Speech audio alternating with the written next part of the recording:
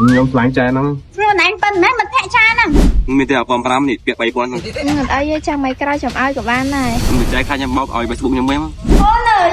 អើយទីកាត់មកគេលីបងអញទៅប្រហែលចឹងហើយពាក់ពេលទៅមកតែឲ្យលុយកាត់ផង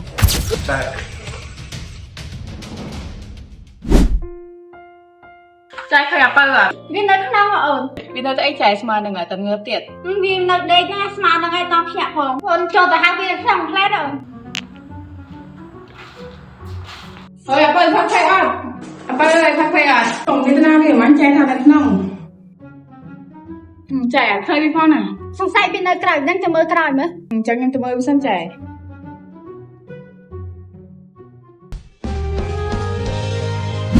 ចឹងចែកមានសង្សារនៅចែនៅអូថ្ងៃនឹងអស់មួយឆាយមានតែកាហ្វេ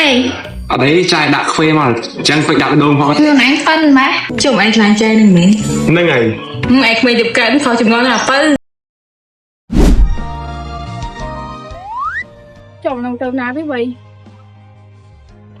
ចំអានេះណាស្អាតខ្ញុំដល់រូបវាឡើងមួយថ្ងៃងាយមកស្អីអាកាព្រឹកហ្នឹងព្រឹកក្បាលហើយម៉ោង2នោះឥឡូវហ្នឹងម៉ោង2នោះទៅចុះមកដឹងទៅហើយងើបប្រដេកមកតោះឥឡូវផឹកពេអត់តោះ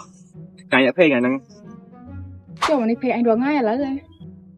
អញស្មើឯងដល់តែសរសៃអីចែហ្នឹងចែហ្នឹងក៏ចាស់ណាចាស់ក្មេងមានសំខាន់ដែរសំខាន់ខ្លាញ់គាត់ហេយល់ទេអើយគេមានសង្សារមិនខ្លាញ់គេទេអើយឯងមើលអាយុគេអាចធ្វើបងឯងបានណាអត់ទេនៅតែព្យាយាម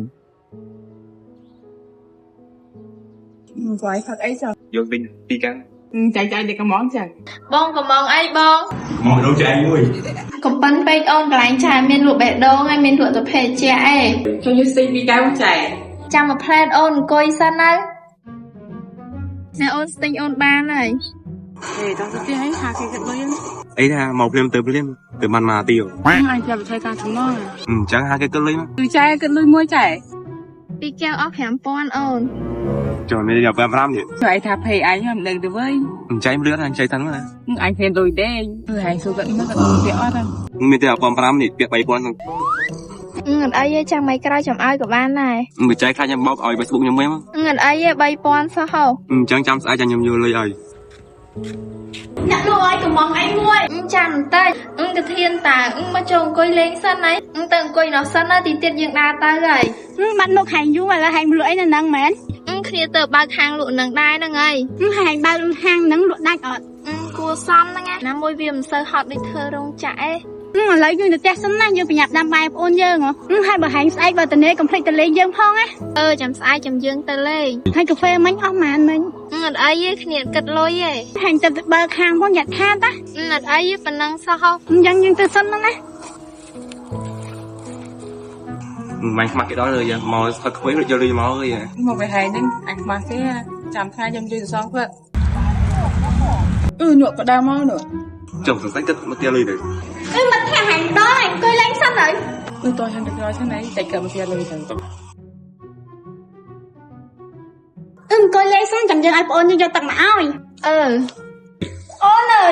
អើយទីកាត់មកគេលីបងអញទៅប្រហែលចឹងហើយអូនអើយយកទឹកឲ្យចាយមួយកែវដឹងហើយបងយើងដើរមកហើយណ៎តែ